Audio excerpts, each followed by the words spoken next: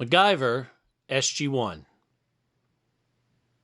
Episode 21. Quantum Space. The Past.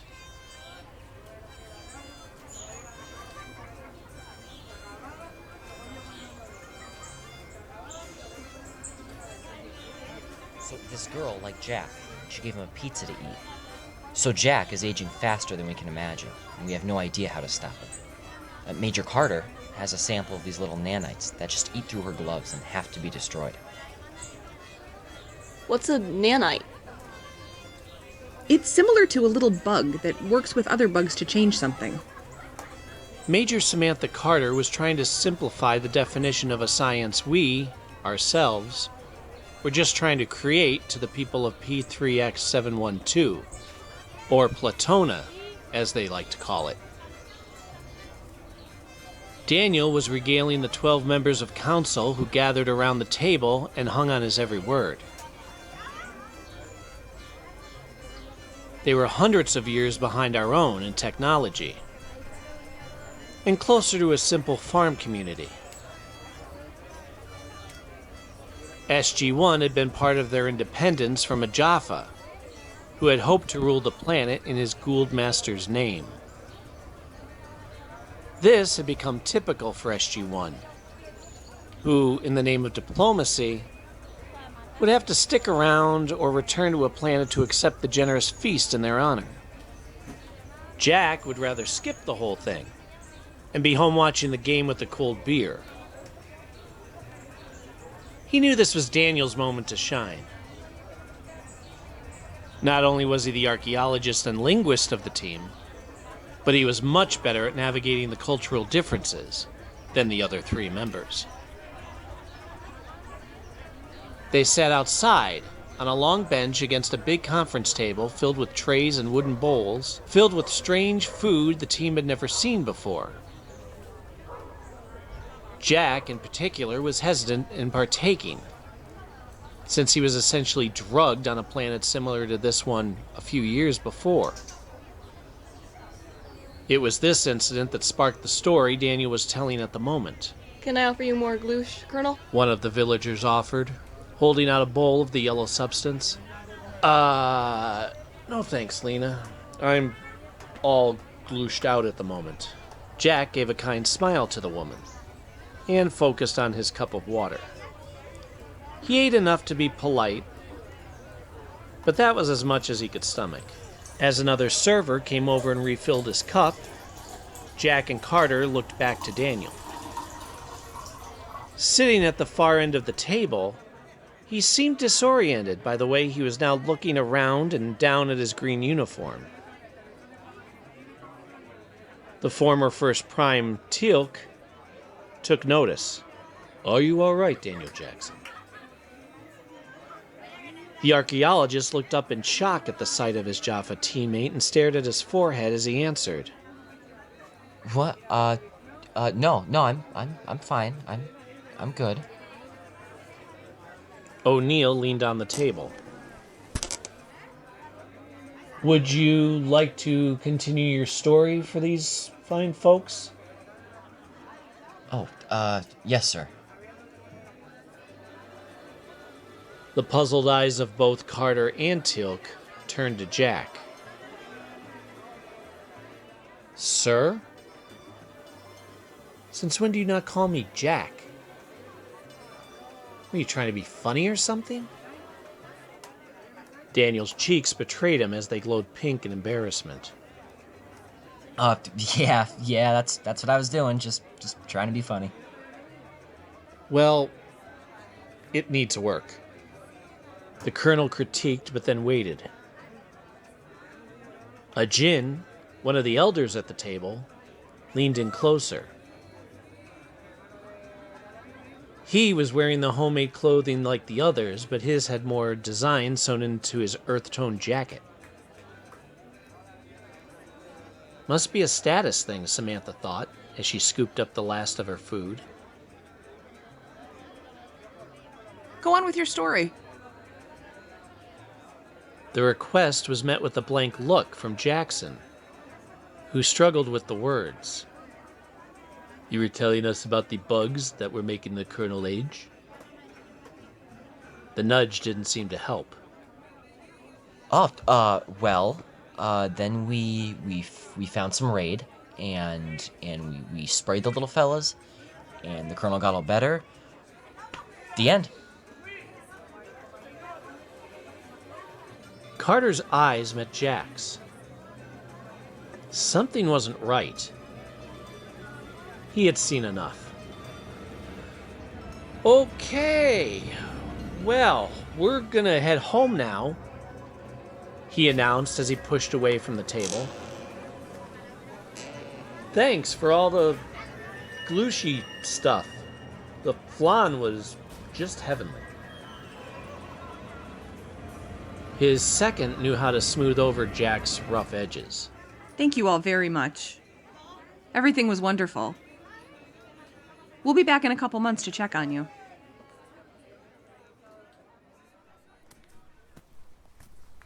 Before long, they were all packed up and headed back to the gate. Jack led the way with Teal'c, ever vigilant, right behind. Carter noticed Daniel looking around as he lagged behind, almost as though he was looking for someone to come out of the woods. Do you see something? Oh, no, just making sure. He said as he took off his glasses to inspect them. The Major wasn't convinced, but figured it was something that could wait until they got back to the SGC.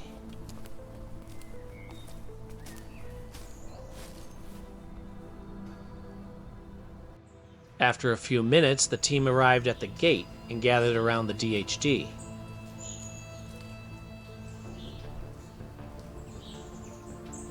All right, Daniel. Dial us home. Jack tossed the request over his shoulder as he stared at the ring in front of them. After a few seconds, all three turned to Jackson, who was staring at the symbols as though the address would magically come to him.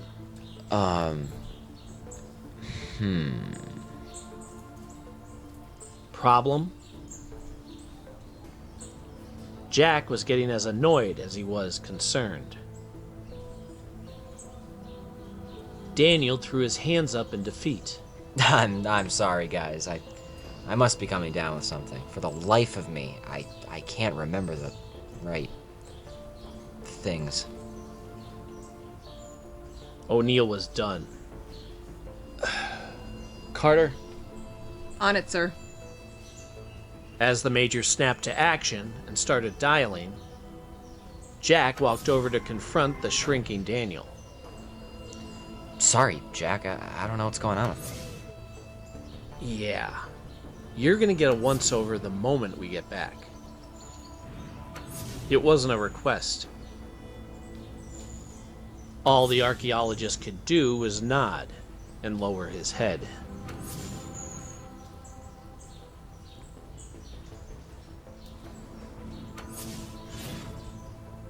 As the wormhole connected, they all turned to watch the whoosh of the event horizon form. What the other three didn't see was Daniel Jackson jump back in shock and awe before watching the tall Jaffa enter the puddle and disappear. Carter walked next to him with O'Neill close behind as they, too, walked through the rippling blue event horizon. Daniel Jackson exhaled as he came through to a room full of armed soldiers of the Jaffa that preceded him. Through the steel bunker doors came General Hammond, in his blue short-sleeved dress shirt and his stern yet welcoming military tone. Welcome home, SG-1. I assume your trip was successful? Jack wasted no time. Yes, General. The meal was fine. We need old Doc Frazier to give Daniel a once-over. He's not acting like him. They all turned to Daniel, who was now at the bottom of the ramp looking back at the giant ring that just disconnected. They immediately walked out of the gate room and towards the infirmary to get their usual post-gate travel exam. It was protocol to guarantee no teams brought back a new disease. Or worse. Jack made sure to walk behind the archaeologist to make sure he got there. A little over a half hour later, all four had been checked, and Daniel was in the final stage of his extra attention exam. General Hammond could see the other SG members huddled together in the corner waiting for an update. He decided to join them, just as Dr. Janet Frazier walked over to give them her diagnosis. Well, the preliminary exam shows no head trauma or anything out of the ordinary. Other than his hay fever acting up, he seems perfectly fine. Come on, Doc. A runny nose doesn't cause amnesia. He couldn't remember how to dial home, or even what a DHD was. Jack wasn't accepting that everything was fine. I don't know what to tell you, Colonel. I ran an MRI. Once the results come back, we'll know more. Carter was still searching for a logical explanation that she could live with. Janet, is there a chance this could be a latent result of something he went through on a past mission? Like all the times he was in the sarcophagus? Or switching bodies with Michello? The doctor just shrugged. Your guess is as good as mine. We just have to keep monitoring him in the meantime. She knew the restorative device the Gould used to stay alive for so long had diminishing returns the more it was used. Michello was an inventor whose devices proved more troublesome than helpful. General Hammond could feel the nervous energy radiating off of his second-in-command and tried to alleviate some of the pressure. Colonel, I'm giving you and your team some downtime until we can figure this all out.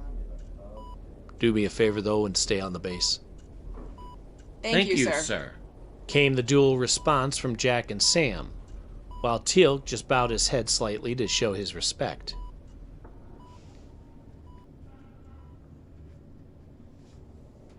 A few hours later, the team fell into their usual off-duty routine. Teal'c was in his quarters enjoying a session of Kelnorim, the meditation that allowed his symbiote time to rest. Major Carter was in her bliss working on one of her side projects. And Jack was in his room, finishing up his mission report. Not the thing he enjoyed doing, but had to be done as a commanding officer. There was no rush, but he didn't like it hanging over his head. Plus, he had some Simpsons episodes to get to. He tended to keep the door open. It helped give the illusion of space as opposed to the standard gray concrete box they each had. Plus, there was a chance Carter may stop in if she saw him alone. Or so he hoped. Oh, hey, Jack. How's it going? Jack looked up to find Daniel, nervously standing in his doorway. He glared at his teammate, trying to decipher any change from the man he knew. Fine. Any word on the test results? He had put down his pencil and pushed away from his desk. No. Not yet. I swear, though, I feel fine. Jackson entered and met Jack halfway into the room. Really? Where'd you grow up? All the color left his face as Jack stood solid as a wall in front of him. He wasn't budging. What are your parents' names?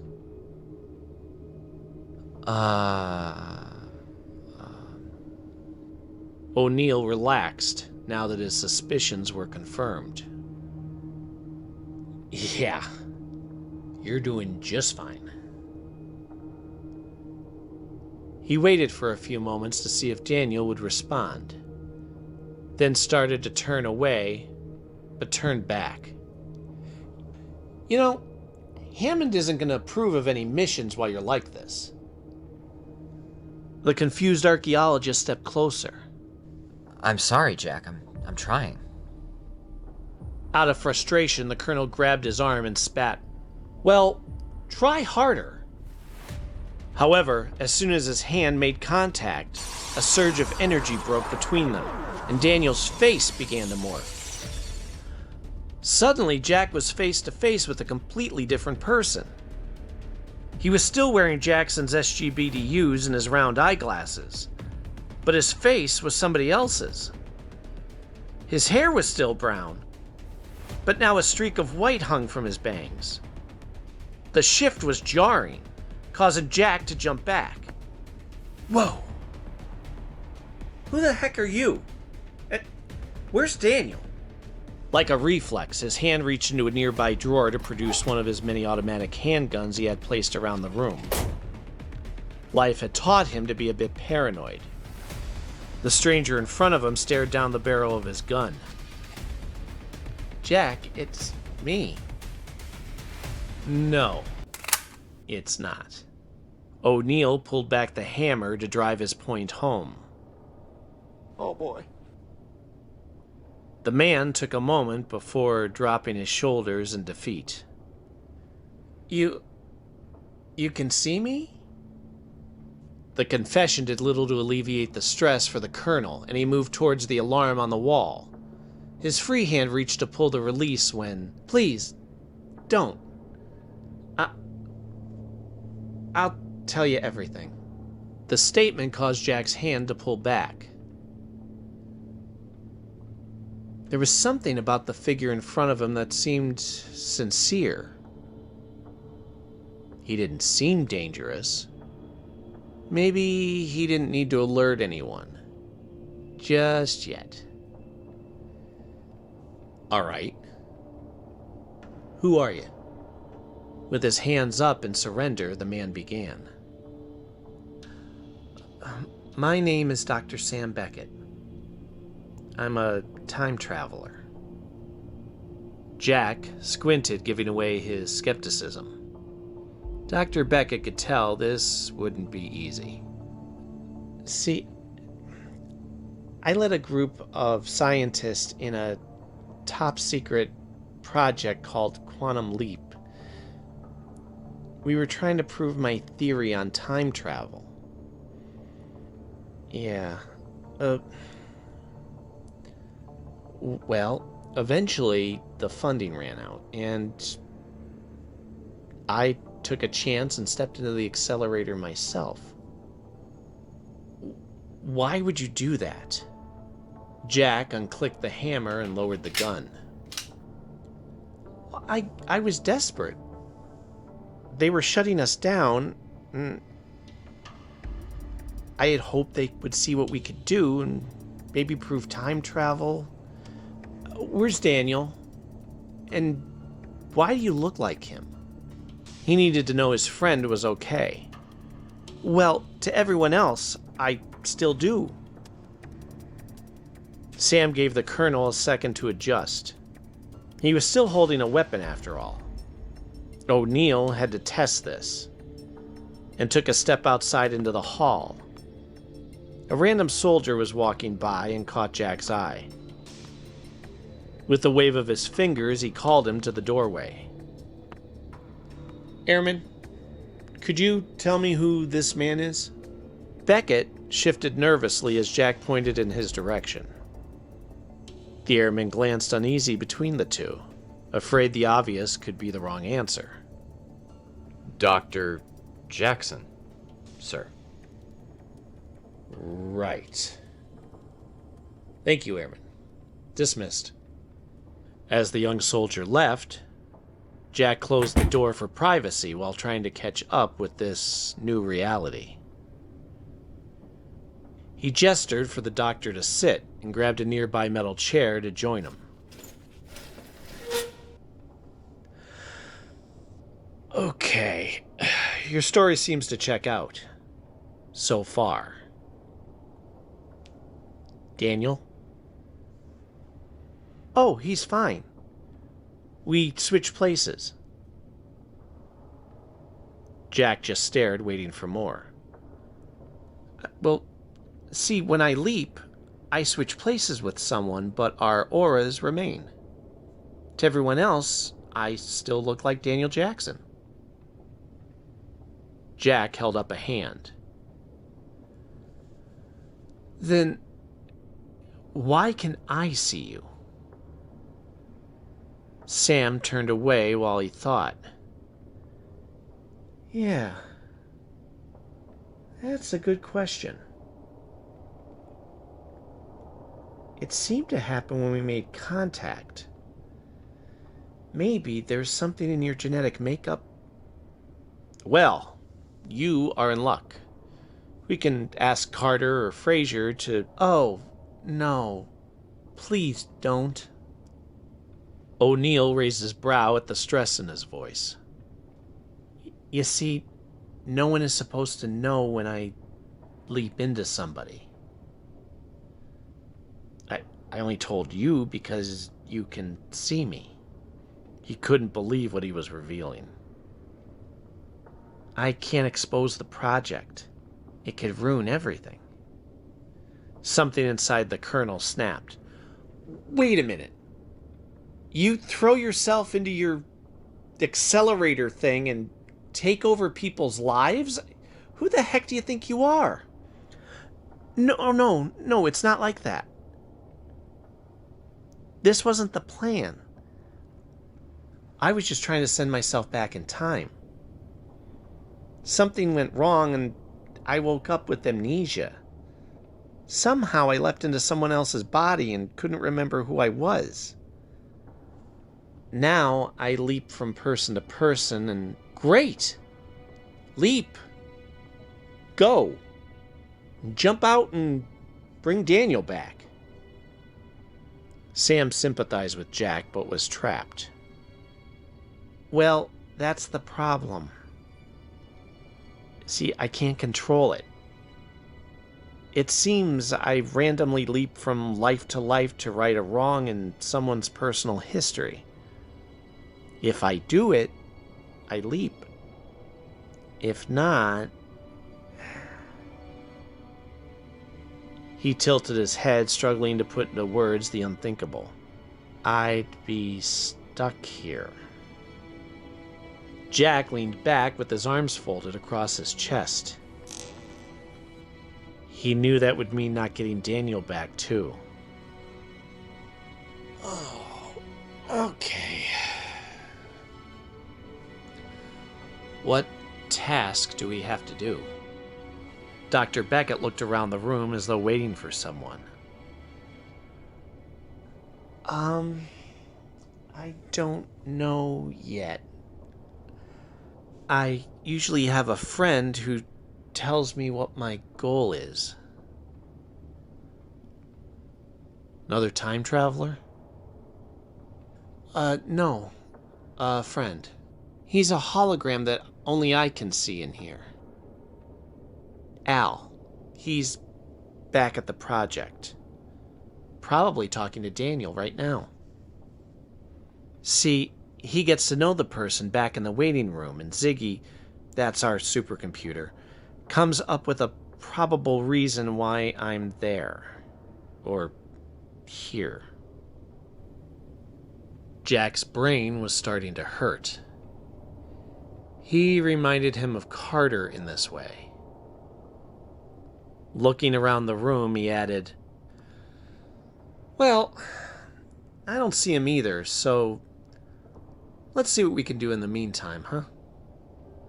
Beckett followed him over to the PC on his desk and stood over his shoulder as Jack began to type.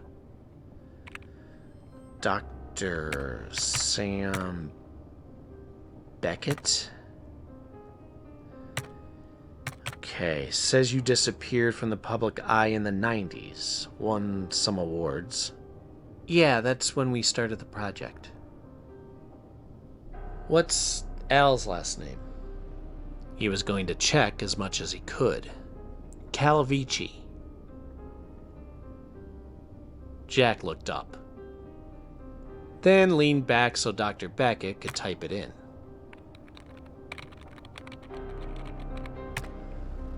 Oh, an admiral. Huh. Highly decorated, too. Wife, Beth, 4 daughters. Okay. Let's see. Project Quantum Leap. Little beads of sweat started to form on Sam's neck. This was a little too personal, and he didn't like another branch of the military knowing his top-secret project business. However, top secret seemed to be what this place was about. Suddenly, a warning banner covered the screen. Authorized personnel only. Oh, yeah, we were funded by the government in answer to a special counsel. That's one of Al's responsibilities, keeping them informed of what's going on. Jack fell back in his chair. Man, this must go all the way up the chain of command.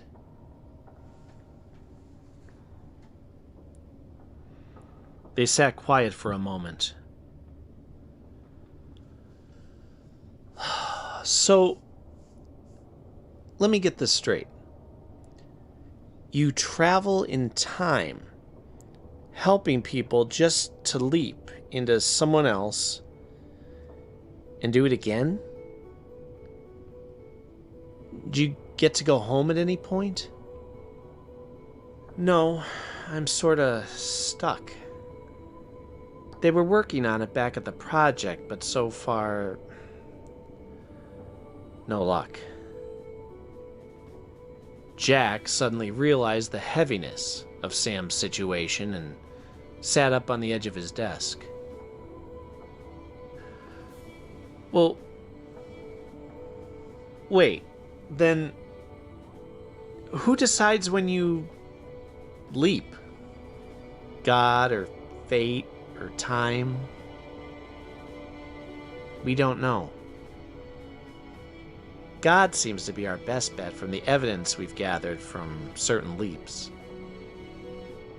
O'Neill thought for a moment. There had to be a workaround to check on Daniel.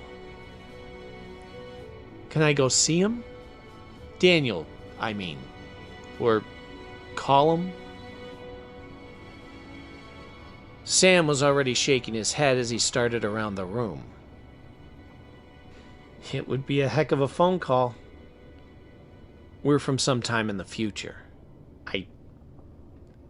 I don't know when exactly. It could be months or even years. The colonel had to admit, altogether, it sounded pretty cool. Dang. Yeah, see? That's why you can't let anybody know. They can mess up our personal history and create a paradox. I hate those, Jack quipped, causing a smile to form on the doctor's lips. Sam looked straight into the colonel's face, deciding it was his turn to get some answers. So, tell me about the Stargate. No. Jack stood up from the desk and walked towards Beckett. Why? I already learned some stuff from walking around before I came to you. This is a secret military base under NORAD. And that ring teleported us from somewhere. I just don't know what region it was. O'Neill smiled. The guy in front of him thought he was on Earth the whole time. Come on, Jack. Quid pro quo. I told you my secret. Tell me yours. Who would I tell anyway? He had a point. After a moment, he began. Well, for starters, you weren't on Earth. That was a planet, light years away. Dr. Beckett didn't know whether to laugh or choke. How? Scientifically? Couldn't tell you. Back in the 20s, it was dug up in the desert. For the last few years, we've been using it to explore different cultures and battle a whole slew of bad guys. Huh. And the rest of the world doesn't know anything about this? Sam was starting to feel the trust and mystery balance between the two. Other than a select few? No. So keep it under your hat, huh? Sam nodded in agreement. This universe of theirs held so many secrets, and he still felt like he was barely scratching the surface. The pair went quiet and looked around the room waiting for Beckett's friend to show up. Still nothing. Jack pointed his thumb towards the hallway. Lunch? I could eat. As they made their way down the hall and towards the mess hall, the strange doctor walked with confidence and smiled as he passed the occasional person going by. Jack kept an eye on him to make sure he stayed in character. He was still trying to understand how this man could leap from one life to another and not go insane. He appeared to be a good guy,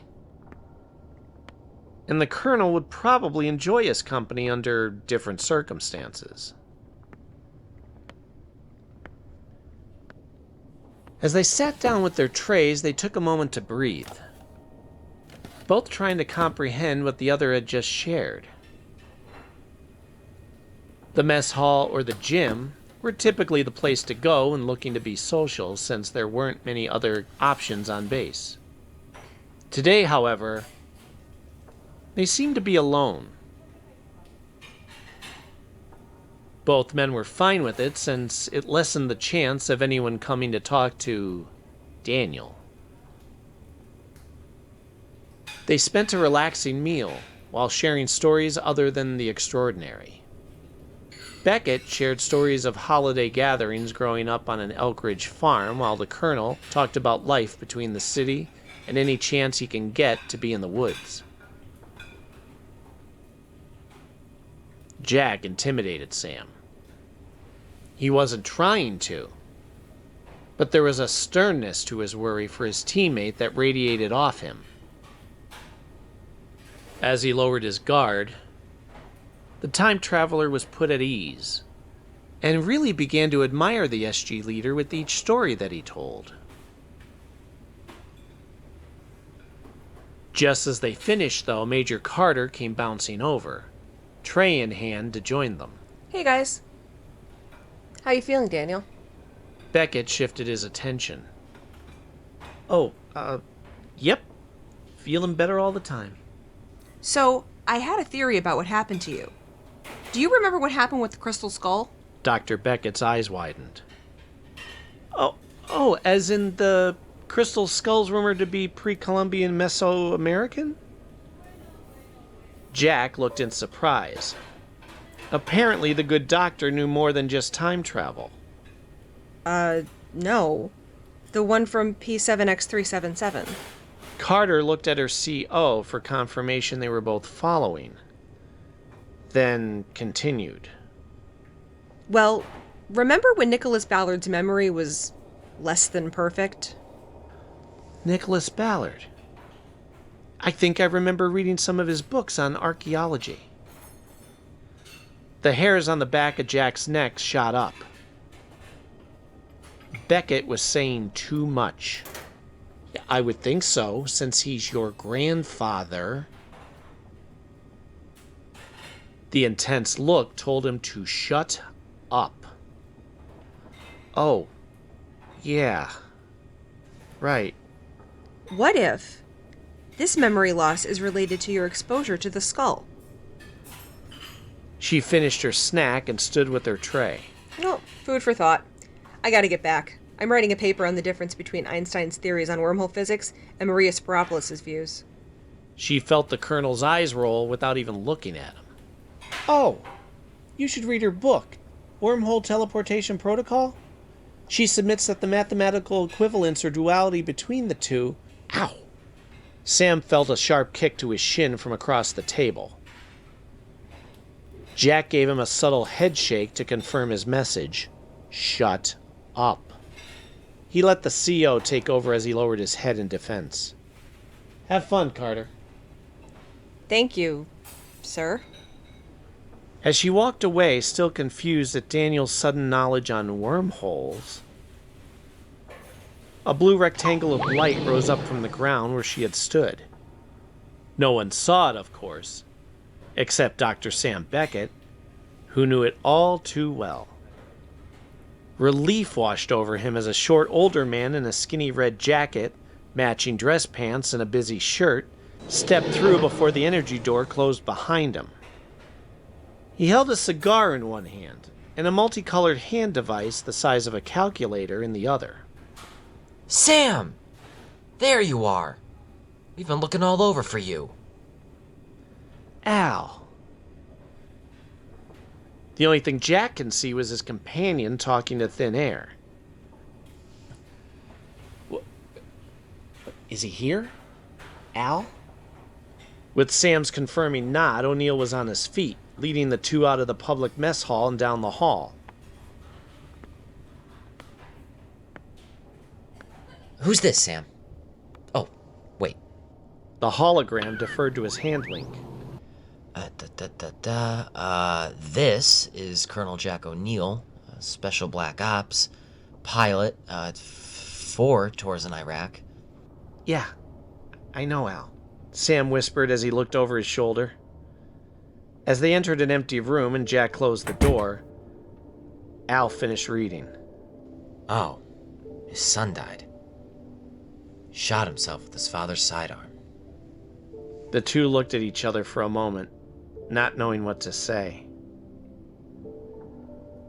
Jack picked up on the chill in the room. What? Oh, Colonel Jack O'Neill? Admiral Al Calavici. The doctor pointed to where the hologram was standing. Yeah, hey, how you doing? You have any idea what we need to do? Sam? What are you telling him? Can he see you? Al knew the rules. It's okay, Al. We can trust him.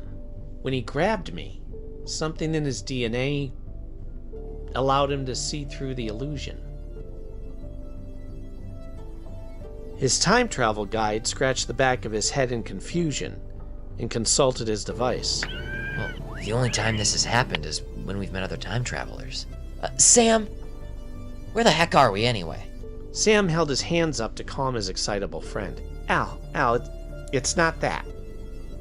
This is a military base. But top secret, so... You're telling me. It took us forever to get a lock on you. And Ziggy? Can't find much else. Well, other than personal records. Jack decided to interrupt the conversation he was only hearing one side of.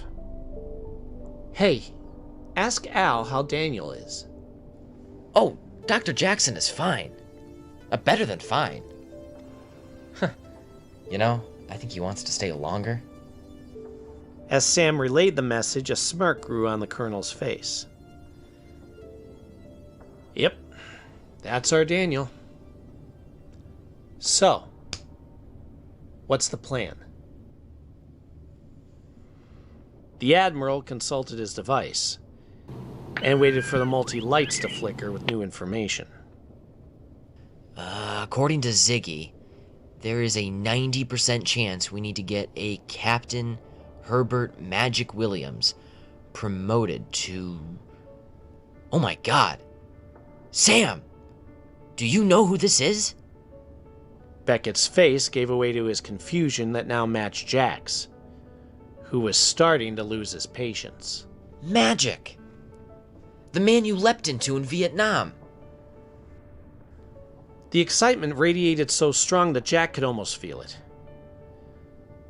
The two explained to him the complicated history of Sam's brother, originally being killed during the Vietnam War, and how, through chance, the time traveler saved his life by switching places with a man in his platoon. And that man was Magic. Wow. What are the odds? So we need to get him promoted, otherwise he becomes a bunk. A bunk?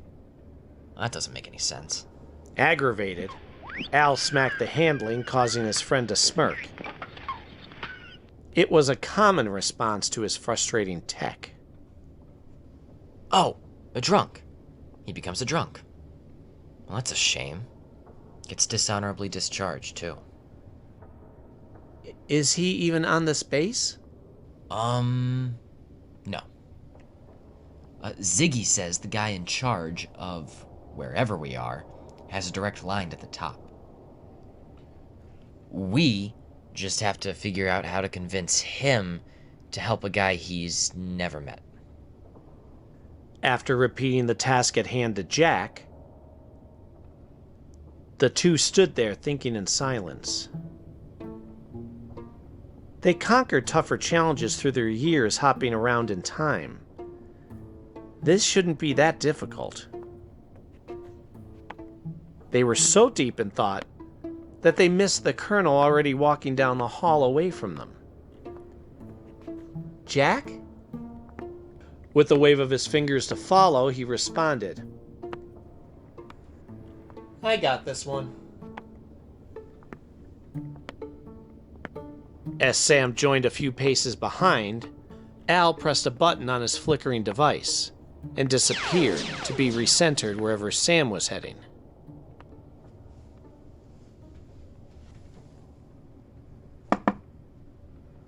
General, got a minute?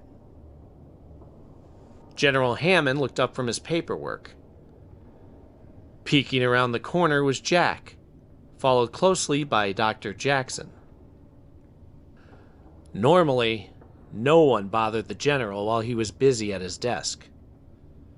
But O'Neill was different. Off to the side, Al's hologram image suddenly appeared, though only Dr. Beckett could see or hear him. Jack, Dr. Jackson, what can I do for you? Jack shuffled on his feet while Sam joined him at his shoulder. Well, sir, you know how I never ask for anything other than your continued patience? The general leaned back, letting his elbows rest on his desktop, and folded his hands. This should be good. What do you need, Colonel? Well, I have this friend in the Navy who's up for a promotion, and I was hoping you'd write a letter of recommendation. I do it myself, but I think it would mean more coming from you, sir. The heavy-set commander smirked as he sat back in his leather chair. Sure, Jack. I'll look the sailor up and put in a good word. What's the sailor's name? His name? Oh, his name. He looked to Sam for help. He was drawing a blank. This could all blow up right now. It wasn't helping that Sam wasn't paying attention to his subtle nudge. Daniel, let's see how your memory's coming along. Why don't you Tell the General the name of my friend. What? His name. Oh, Herbert. Herbert Williams. Al chimed in while puffing on his cigar to help cinch the deal. Oh, in Norfolk, Virginia. Currently stationed in Norfolk, Virginia. Hammond folded his arms while watching the two in front of him. Jack patted Sam's shoulder and proudly smirked. See that, General? Daniel's memory is getting better and better. Anything else? No, sir. That ought to do it. We'll let you get back to what you were doing. Beckett waved a thank you and followed Jack, pulling the door closed behind him. Al's image just phased through the wall to join them. Once they were alone in the hall, Jack turned for answers. Well?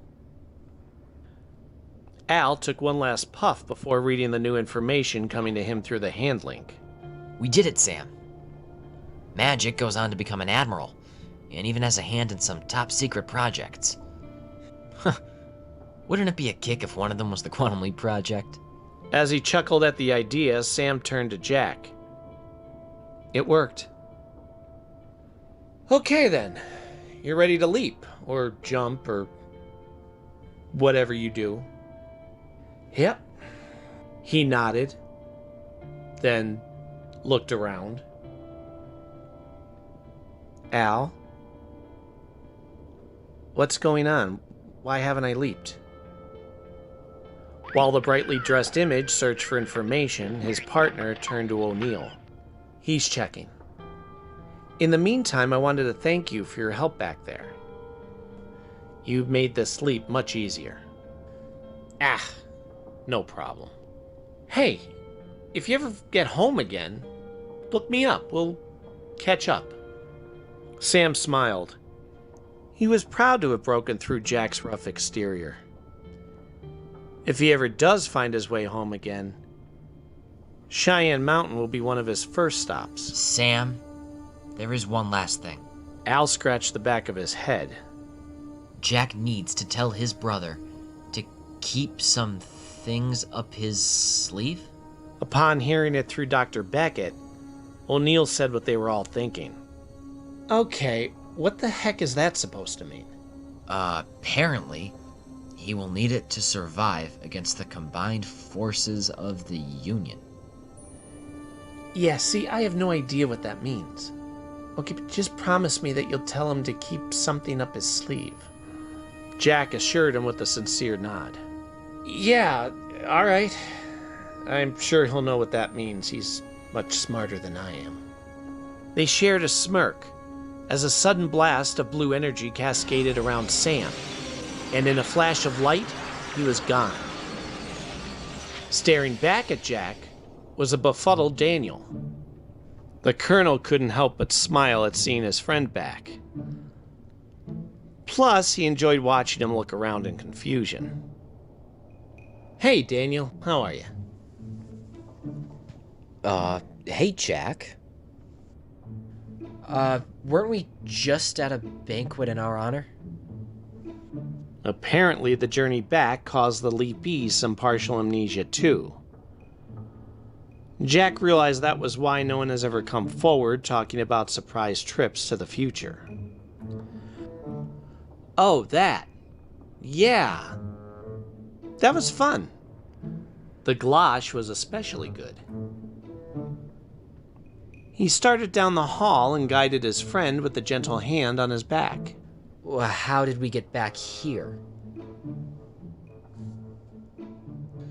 Well, that depends. How good are you at keeping secrets?